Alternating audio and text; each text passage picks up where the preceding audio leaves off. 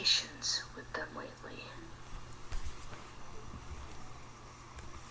They aren't outright abusive, thankfully.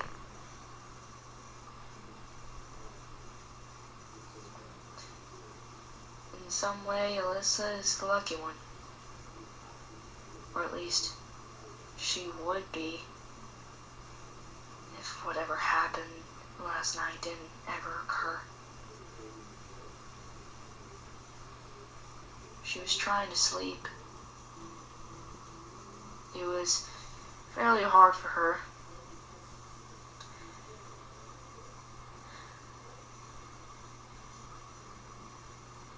Not that she has any nightmares or anything.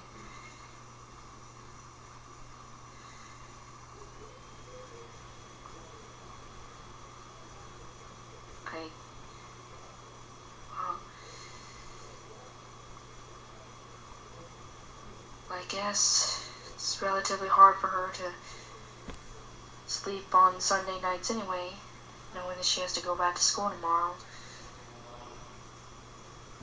But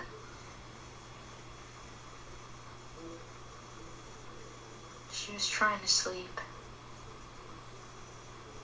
Her brother, Josh, I think his name is, he was far more lively than usual.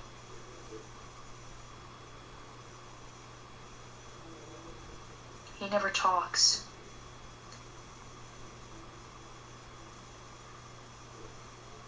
He always tries to, but can't form words. He can only make sounds, hollers, calls. It used to scare me before, but I've mostly gotten used to it. I mean, Alyssa's grown used to it. She's been living with him her whole life, from the day she drew her first breath.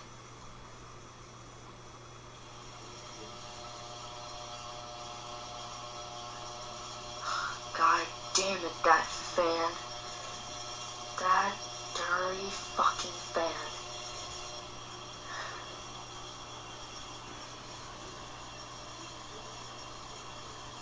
Surprised Alyssa can even sleep with the fan making that damn noise. Well, anyways, Josh was a bit more lively that night, like I said. Hollering and clapping like he was, like something happened to him that was the greatest moment of his life. Started getting on her parents' nerves, especially her dad's. The truth is, I never liked her father. I still don't.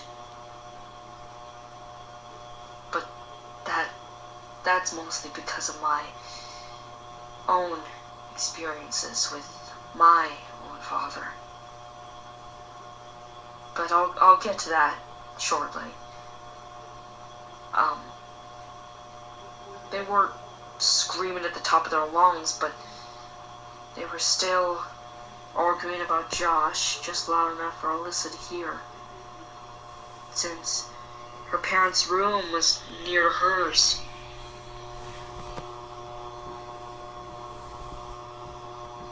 Her sure doesn't help that her hallway is so fucking small. Maybe if they lived in a bigger house, this wouldn't be such an issue for her.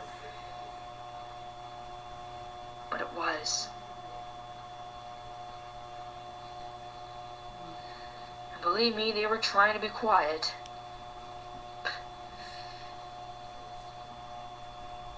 But their attempts ultimately fell by the wayside.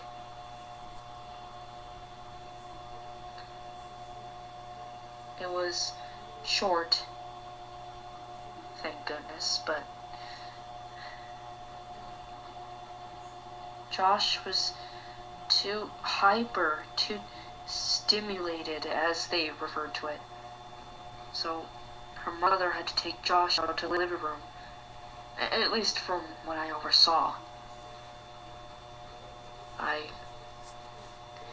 Truth is, I could barely sleep either. I've been losing sleep for the last couple of days now because of what happened to my brother.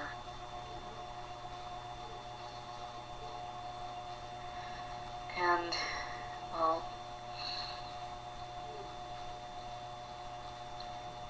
even though it lasted short, it severely bothered her.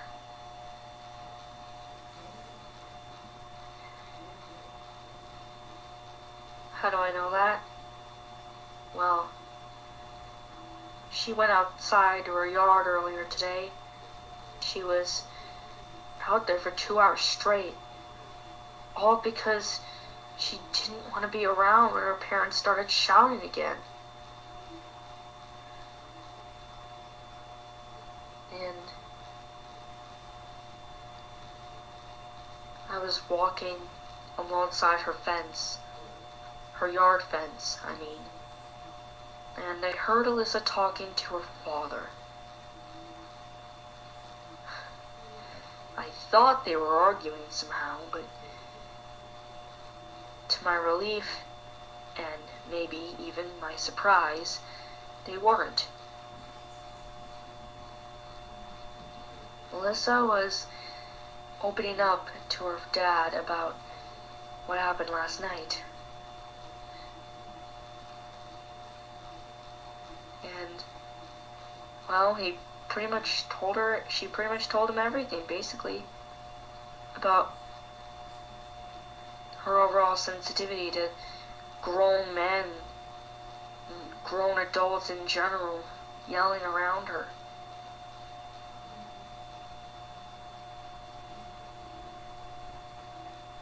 Of course, I myself didn't even know that until just last month.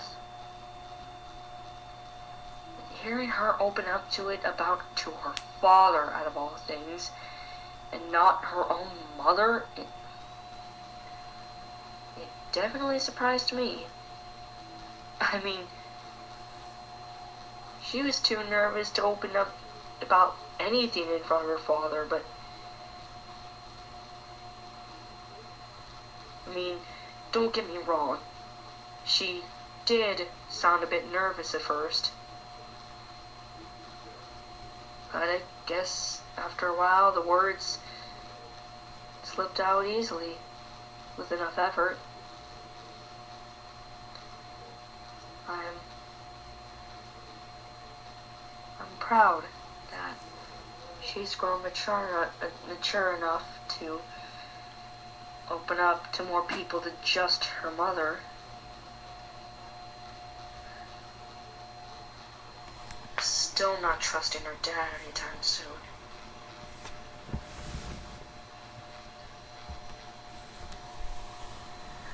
I mean, how am I supposed to trust her father, especially because of what my own father did to me?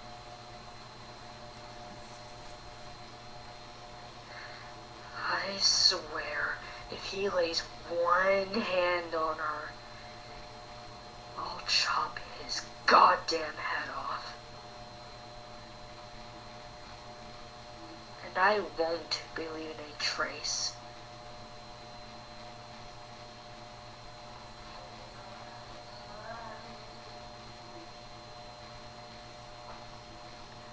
But I'm getting ahead of myself. I just hope her parents don't ruin Alyssa's sleep again like they did last night. Josh seems a bit more quieter tonight. He's still making noise, sure, but he doesn't sound as loud as he was last night. And so I have my hopes. Although I'm not fully sure. I I at least hope Alyssa gets better sleep tonight. I mean, she's been anxious about what happened last night all day, even if it only happened once. In years.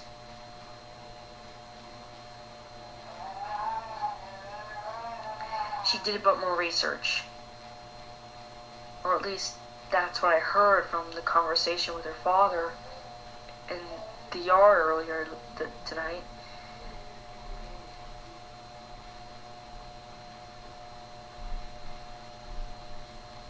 And I think I heard her say something about SPD. Sensory processing disorder, I think it stands for.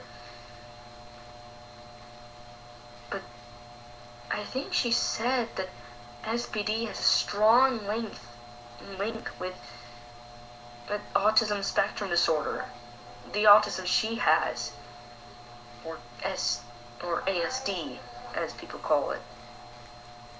And I think I heard her say that 80 to 95% of people with ASD have a link to sensory processing disorder. And fortunately, by the sound of it, she might be one of those 80 to 95% people. I mean, that's the only logical conclusion we could come up to. She came up with that conclusion too, by the sound of it. And with all the evidence we have so far, well, the evidence has been right in front of our faces the whole time. I was immediately shocked. I mean, I don't really know much about SPD as it is. And I've known Alyssa for almost 7 years now. And I didn't hear mentioning at all about SPD until just now. And it shocked me. But with all the evidence we have, I'm also not surprised at all.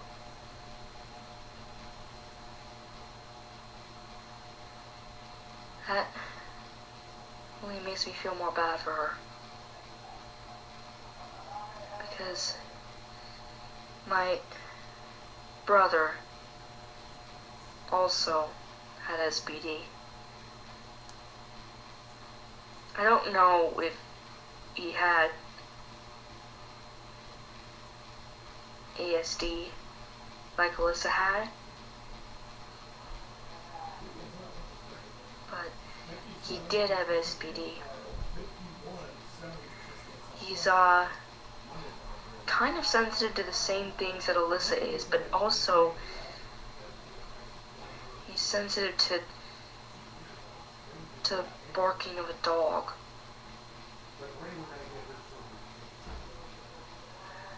He's pretty much afraid of dogs in general.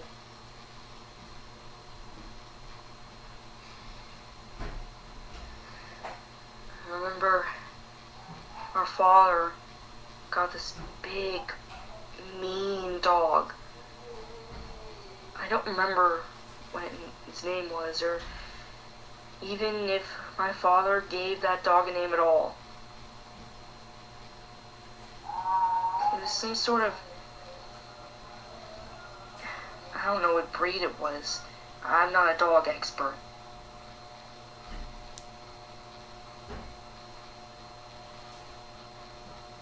But it was big, brown, mixed with a stormy black. And these amber eyes that almost glowed red, like a demon. Or hellhound.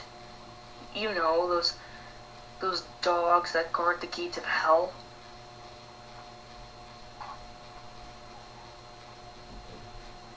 And I remember our father would sometimes leave us out in our own backyard at night, setting that damn dog loose so that dog could attack us.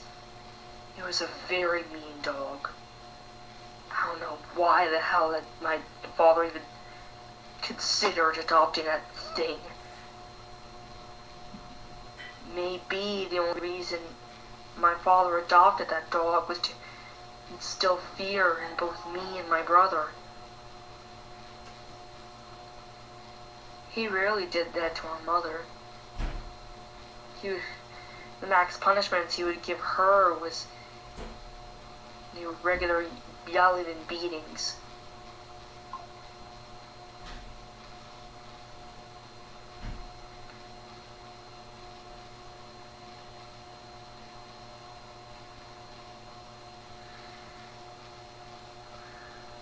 My mother, well, she loved us, me and my brother, but she was always sad. I don't know if I ever saw her smile, or even laugh. Her face always showed sadness, and she was always sobbing. And she would sob worse whenever her father beat her. What's worse is that me and my brother had to watch, powerless to stop it. The only thing we could do was huddle into a corner for safety, hoping our father wouldn't target us next. He rarely did. He did target us, but usually he'd be satisfied with beating our mother alone. When he gets angry at us, he beats us. When he gets angry at mother, he beats her.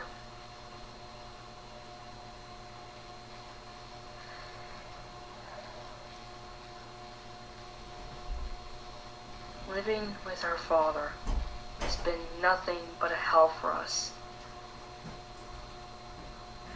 Thank God I'm finally out of that hellhole now. Although, I still have nightmares about those days. Especially after what happened to my brother. When me and my brother grew up, we went our separate ways.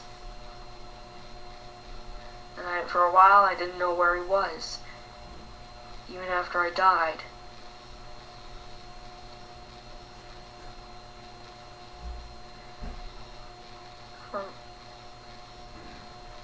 For a long time I didn't think he was even alive.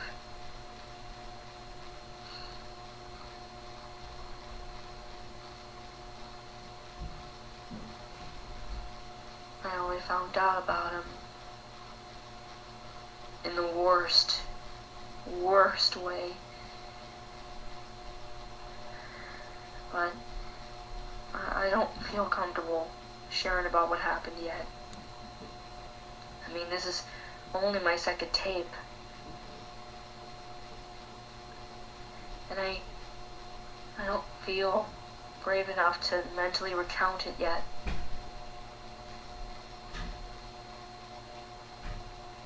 What would be the point? Even if I did open up about it, it won't stop it. Especially since even right now, this is still happening to my brother. He's probably suffering right now as I'm recording this tape.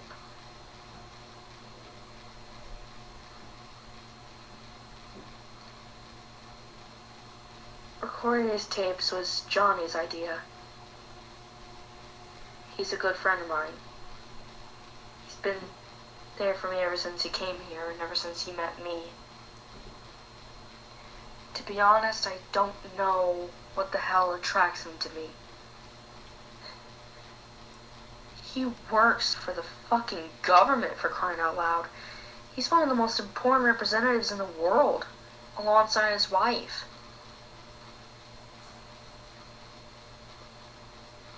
His wife, Morgan, works as a representative and a senator alongside him. Those two had children. Twin girls, I think they were. Although, I don't really remember their names. I may have to ask Johnny tomorrow.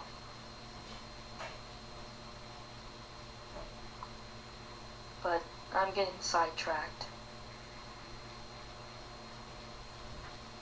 I don't know what attracts Johnny to me. He has such an important role for this island. He basically allows it to function. He makes the decisions alongside with the Queen, who rules Mako Island. And yet, who does he become friends with? Who is the very first person he meets that he slowly formed a close connection to? Not another senator. Not a queen or king from another island. No people with important jobs and roles that they fill on this island. No.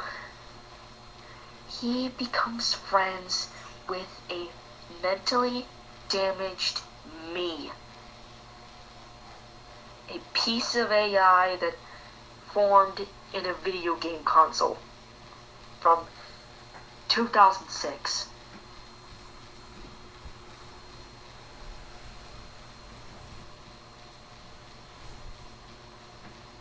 He formed such a brotherly bond with me out of all people, and I don't even know why. I've asked him a few times what he saw in me that made him like me as a friend so much.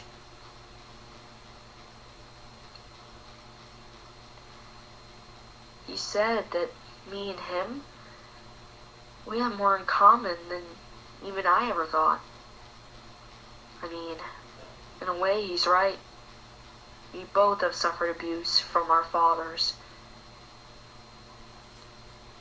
And we've both been through hardships and self-doubts. And we're both technically spirits. Johnny is a ghost. He died in a burning barn, I think. He, alongside this Pony Boy person, Pony Boy Curtis, I think his full name was. I rarely hear Johnny talking about him. Maybe he's fitting into his role so well that he's slowly forgetting his old life. If only it were that easy for me to forget about what happened in my past.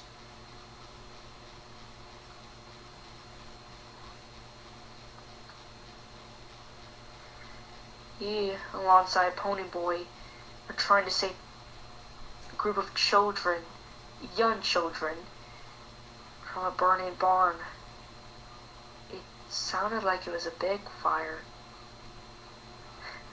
Made the news, no doubt.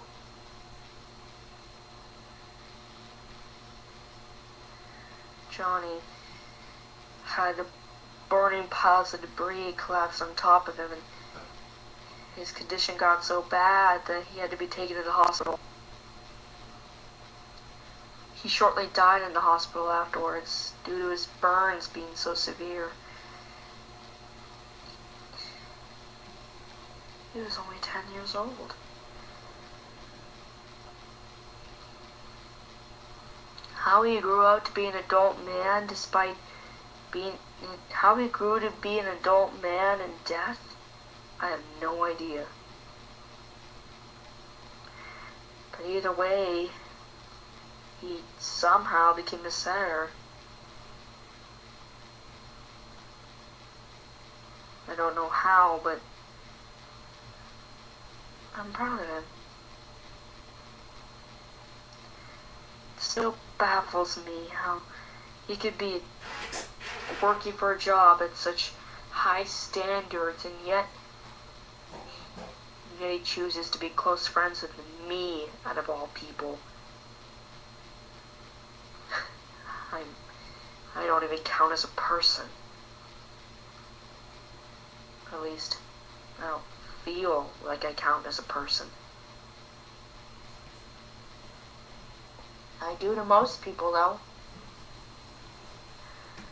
But as I said before, me recording these tapes were Johnny's idea. I think he told me he found this tape recorder at some old vintage store. It seemed pretty old, especially since it had such old technology for sale even after all these years. It was that same store where he found this. And he decided maybe having something to vent my feelings out would help my condition improve, even if just a little. It is helping a bit. I'm still broken though. But who knows? I might feel better with time. But I'm just not sure when that's going to happen.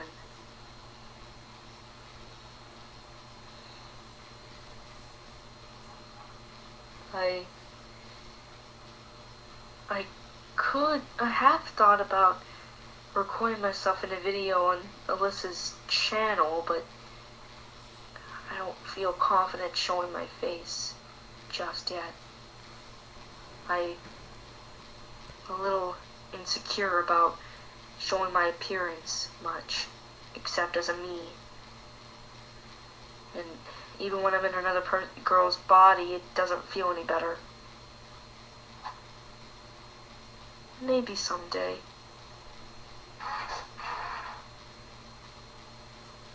But until then, these tapes are pretty much the only way I can vent my feelings out to anybody.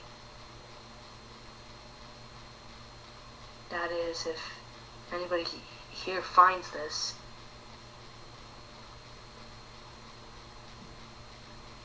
I gotta go now. It's getting late, and I'm tired.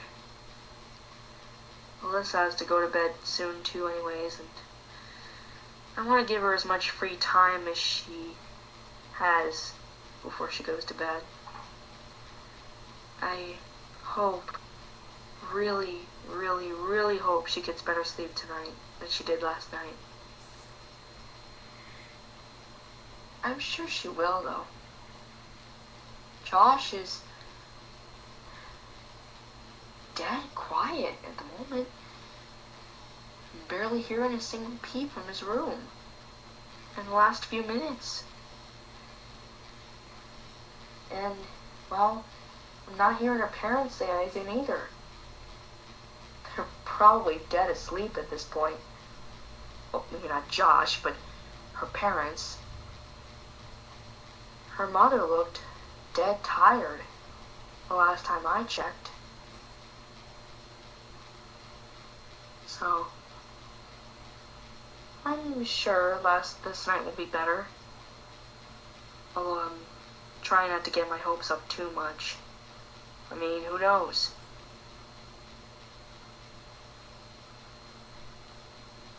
Josh doesn't really go to sleep right away.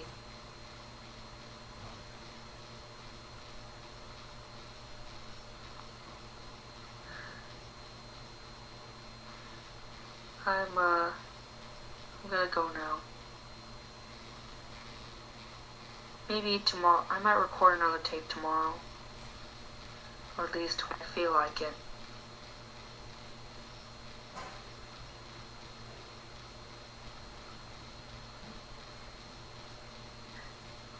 Goodbye for now.